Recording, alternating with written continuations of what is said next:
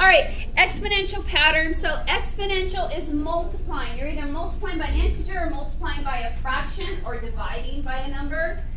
Linear is adding or subtracting, okay? So you'll get good at it. You're going to get a lot of these tables. You'll get a lot of these patterns. You'll get them very consolidated because that way you'll practice and practice that you'll get good at writing them. Okay, so look, in the first step, how many total boxes? Four. Step 2, how many? 16. 3, 64. and 4. Perfect. Look at that. You guys are so smart. Okay. So what's occurring from step to step? Times 4. Perfect. Okay. And so that's how you know it's exponential, is because you're multiplying when you move along. Okay. All right. So look, and once you figure it out, you figure it out. But just in case students don't, so look, here the vertical is 2 and the horizontal is 2. Here my vertical is 4, the horizontal is 4. Here it's 8 and this is 8. So if you think about it, 2 to 4 to 8 is times by 2, because what's 2 times 2? 4. What's 4 times 2? 8. What's 8 times 2? And so this ends up being a 16 by 16 box, and that's how you get the 256. Okay, because the length and the width, it's a square, right? Length and width are the same. Okay, so this is a part where you're not going to have to do it on a quiz or a test, write it, but we're just kind of writing it out. Okay, function notation, f of 1 is equal to 4, right? Because this is the first data given to you, whether it's in a table or it's in a drawing, that is your initial term. Because remember, for us to write recursive, you have to put an initial term. Okay, and so this just becomes 4 to the 1 power, okay? What's the second term? Function notation. The second term is take the first term, and what's happening? We're multiplying by 4, and that's how we get the 16, right? Because this is the constant growth, right? And then if you want the third term, you look at the second term, which is 16, and you multiply it by 4, and that's how you get the 64. So obviously you guys gave me answers really, really fast, so you understood the concept. Okay, and like I said, you don't have to do this, write this out. You don't have to prove it. What am I doing? 64 times 4 is 256. Okay, so what's then, oh wait, let me do this. This you do want, because when you're, well, we're going to eventually transfer it over here to recursive.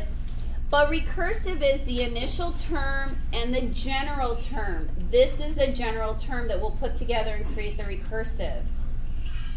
So this becomes f of n is the prior term, f of n minus 1, and then we multiply by 4 because that is the growth.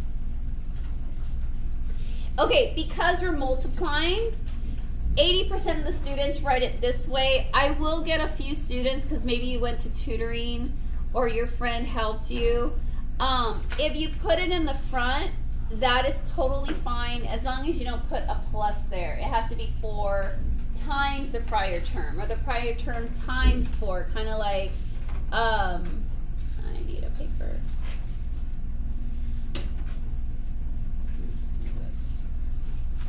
Yeah, like you guys know 3 times x is the same as x times 3, right? And so that's why it's just tomato, tomato, whichever one you prefer.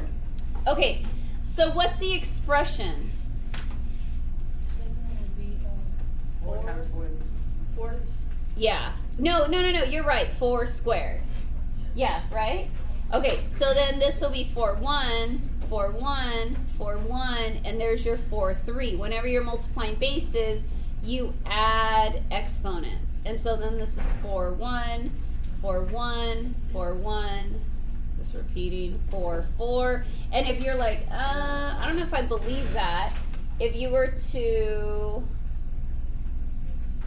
get a calculator, look, 4 to the, oh, it's not on, 4 to the 1 is 4, right? 1 of the 4. 4 squared is 16. 4 cubed is 64, and 4 4 to the 4th power, is 256. Okay. Okay, so then what's the general term? It would be 4 to the n or 4 to the x. Okay. Remember, this is exponential. You'll do a lot of them by the time you get to a test that you're really good with this. Okay. Okay, so you guys can graph it. All right, so this is like you actually on a quiz or a test, you get a pattern, right? This was extra. If I just transfer over the data, this is now what you would actually do, right? So the 4th one you had to come up with. It's going to ask you for the difference, and so you have to prove and you have to show that, that as you're moving along, you're multiplying by 4. And so you show the growth is not addition, it's multiplication. So then that cues you in that it is an exponential growth. So now when you recursive write, keep going or wait? Keep going. Okay. Remember, on recursive, you have to give me the general and the initial term. And so the initial term is the first bit of data. So what would I write? F of 1 equals 4. Yeah.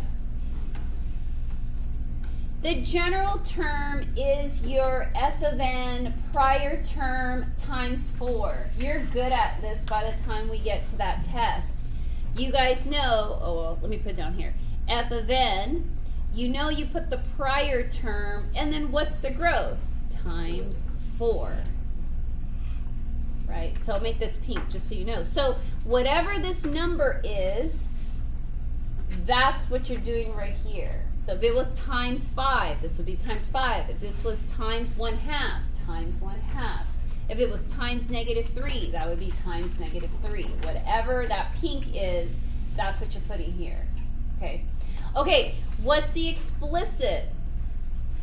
Whatever is that growth, that's not supposed to be an O, growth. Whatever the growth is, growth. Let's just rewrite it.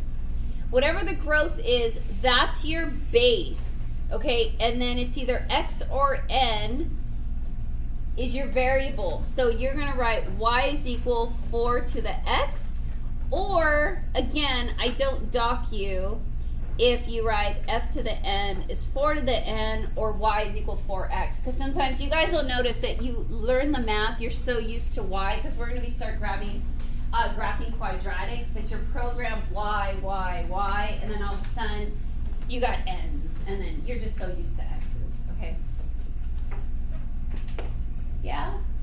And remember, let's make this 4. Whatever that common growth is, right, that's occurring here, that's your base. Your base is that growth. Let's cross this one out because it looks like broth. Okay, yeah? Okay, I'll walk around. If you guys just have to plot the points, and then I'll give you credit for it. And you put 3 on here? You only took 1 and you put 3.